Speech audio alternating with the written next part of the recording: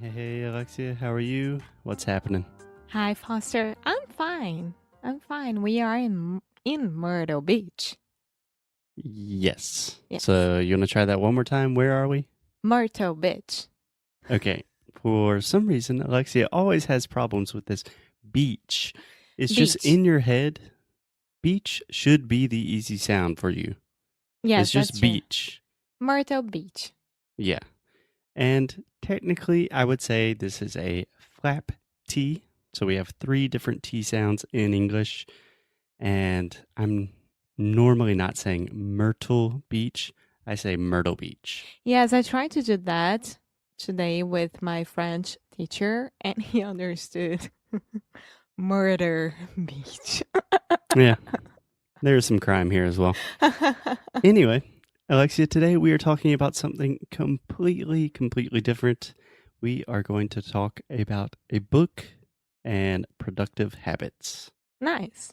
How does that sound? Everyone needs that. I sure as hell need that. Sure as hell that I need that. Yeah. Do you understand that when I say sure as hell? Uh-huh. Yeah. In general, you can add as hell to most phrases, and it just makes Hell it more yeah. intense, I right? feel like. Like, that was fun as hell. It's a little, probably not a phrase you should use with your boss, but with your friends, probably fine. Yeah. Okay, so let's get to the topic of today. We are talking about the book 7 Habits of Highly Effective People. Which in Portuguese would be Sete Hábitos das pessoas altamente eficazes. Yes. Have you heard of this book? Do you know this book? No. Yeah. So I resisted reading this book for a long time just because I kind of am not a big fan of like the self-help, personal development stuff.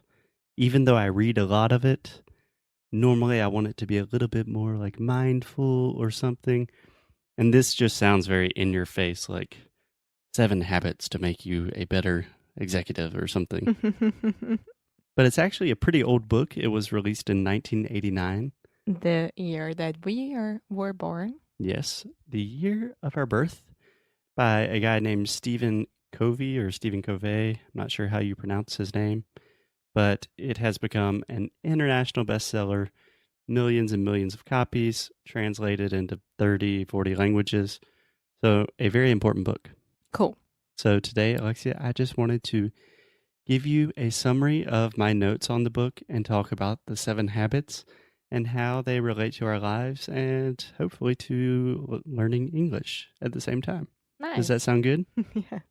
So I'm going to read a habit and I just want you to give me your first impression. All right? All right. All right, let's do it. Habit number 1. Alexia? I have to read it. Sorry. No. Can I get a drum roll, please? Aw. you are so spoiled. The first habit, be proactive and take control of your fate. So, first impressions. Do you understand everything? Do you understand the words? Do you understand the word fate? Yes, like your own destino. Yeah, fate is a synonym for destiny, right? Yes. So be proactive and take control of your own fate. I mean, only you can make your fate become a reality. Yeah, more or less. So, can I just give you 2 suggestions real quick, Alexia? Uh-huh. So, first, own. You always have a problem with this word. You almost say on. You really have to have the O sound, that long moving vowel. Own. Own. Better. We will continue working on that every day for the rest of our relationship. And also the word control, that final N, the final L sound, excuse me. The good thing about this is that we have a podcast in Portuguese, and I can do the same thing with you. Yeah. Okay, so can you say the word control for me? Control. Better, yeah. Just make sure to articulate that final L. Control. Control. Yeah. So really the point that I understood he was trying to make with the first habit of being proactive and taking control of your fate, of your life, is most people are very reactive. So something happens, something bad happens, it's raining outside, and you think, ah, shit, today's going to be a bad day, right? And you're reacting to things. And he is saying that extremely highly effective people are not reactive, they are proactive. I do agree with that. Yeah, I I agree mean, with that too. even we all have bad days. That's for sure. Um, but the way that you react to the bad days, it makes you a better person and makes you see the good things about your life. Exactly. And you can control that. Yeah. Yeah. An example of something very reactive might be like, that wasn't my fault. Or I was going to study English, but then I had to pick up my kids from school or something. And it's kind of when you're giving excuses, you're being very reactive. Can you think of some other examples of what more a proactive mentality would be? Yes. To find a solution to a problem. So imagine that you are living in a place that you don't have contact with your friends or anything like this, and you're feeling very lonely and you don't know the language that much. So I would look for a class of something that interests me. Mm-hmm. That interests me. Yeah, interest. Interest me. So this is a cool little linguistic point. So technically, the word interest is spelled interest, Mhm. but Americans, I'm not sure about British people, but us Americans, we are very lazy. And a lot of times when we have an unstressed syllable in the middle of the word, we just eat that sound, and I just say interest, Interest. just like Pinterest, Okay. if that makes it easier for Yes. Alexia. So would be a solution. So we're not staying at home looking at the TV. Yeah. Yeah. For me, it's really just, it's something you can apply to all of your life. Things are going to happen. We have a saying, kind of an idiomatic expression in English, not a very nice one, but shit happens, you know, See? and shit will always happen. Bad things will always happen, and you will have to react to those. But you can't let that take over your life. You have to be proactive about the things you want. So I think a great example, just like you said, it's thinking about a solution to a problem. So if you're learning English, you have to take control of that and say, okay, in the morning, I'm going to wake up 30 minutes earlier and listen to Inglês Nu E Cru Rádio. I'm going to laugh at Alexia. I'm going to think, nossa, Fausto é muito chato. And I'm going to be proactive about it. I'm going to get what I want. Or just like people who are very shy to speak English to the others. Like, no, stop that. You were born to speak other languages. You just have to start talking. Once you start talking, you'll be fine. Yeah, yeah. Yeah, we talk a lot about confidence and stuff on this show. So if you need other resources, how to overcome shyness, we have a lot of tips for you in other episodes as well. Yeah. Okay, Alexia, let's go to habit number 2. Habit number 2, can I get a drum roll, please? Habit number 2, begin with the end in mind. Begin with the end in mind. This is probably my favorite. Tell me your first impressions. I like it. I love it.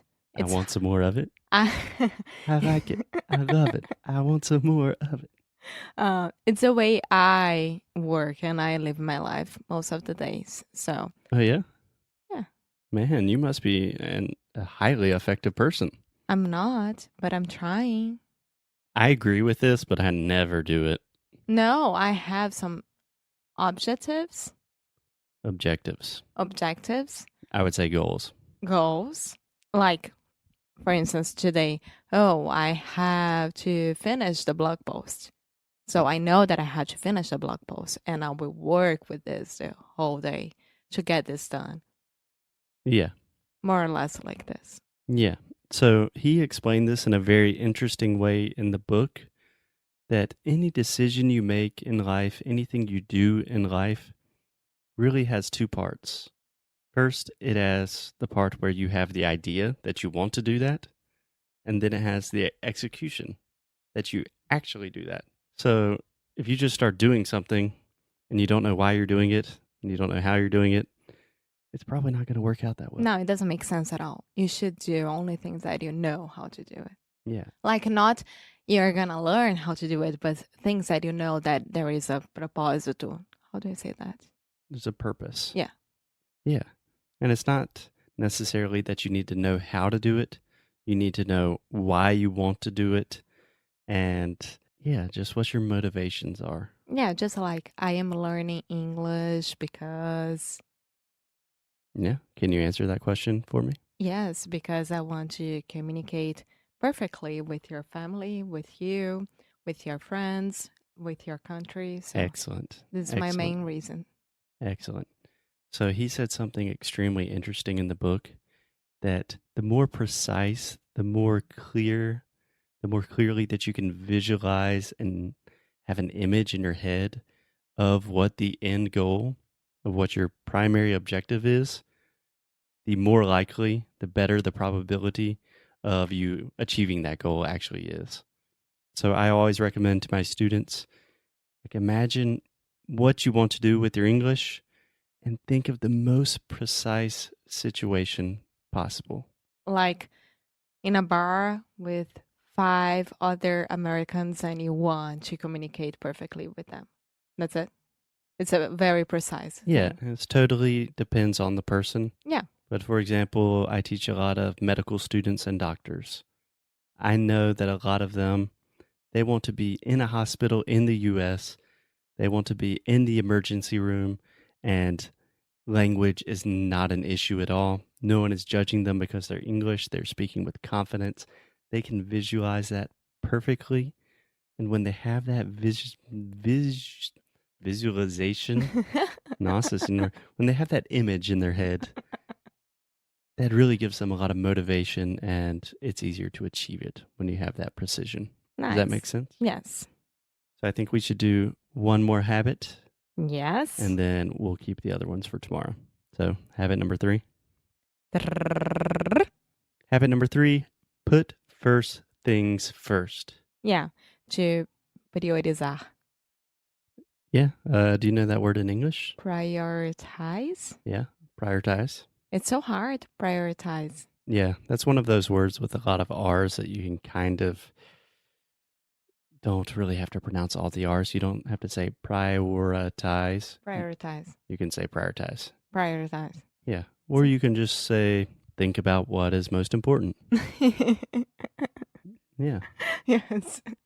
So, what are your first impressions about this when he says, put first things first? It has a lot with the second habit. I think that one depends on the other. Yes. Okay. Do you want to explain more? Again, with the same example with the blog post, right? I know that I have to get this done by the end of the day, and I will prioritize this and not start another project because I know that I have to get this done. It's a very, very easy example, but I think that people can understand, like, prioritize what's more important for you. Yeah. So really the way he explained this in the book is everything that you do in your life has a certain amount of importance to you, right? Yeah. So you have your family, you have your job, you have your activities that you do for fun, you have your friends, and these things are more or less important to you. And you have to decide today or this week or this month or this year, what is most important to me? And that should be first. Put that first. So if we put it in the example of language, if you really want to improve your English, if you don't prioritize it, then it will never happen. So what people should do about it? What should people do about it? What should people do about it? Yes. Very common mistake from Alexia is you want to have the question word, then a verb, then the subject. I do it pretty great with like did and do, but when it comes to should, I always make this mistake. Yeah. So I should prioritize this. Yeah, exactly. Good job. Good save. So what people should do about it is if you think about it and you decide, okay, English is super important for me, for my life, for my job, whatever your motivation is, if you make the decision that English is a priority, then you have to find a way to make that maybe not the most important thing. Like, we're not talking about your family or something, but where you're going to do that every day. So maybe that means you have to wake up a little bit earlier. Maybe that means after work every day when you're returning from work, you listen to podcasts and train English. Maybe instead of listening to music every time you go to the gym or exercise, you're studying English. And it's just making it non-negotiable. Yeah, make things happen. Exactly. Because really, if you think about like time management, everyone says, I don't have enough time to do this. Like maybe I'll do 5 minutes of Duolingo after my lunch break. It doesn't, no, this is not happening. Forget about Duolingo. We don't like it. Yeah. But the problem with most time management things are maybe they will save you a little bit of time, but they're not going to transform your life and really take you to the next level in the way that if you put English first, then things are going to change. Yeah. Right? Yeah. Cool. Okay. Cool. I think that is enough for today, and we will talk to you guys tomorrow. See you tomorrow. Later. Bye.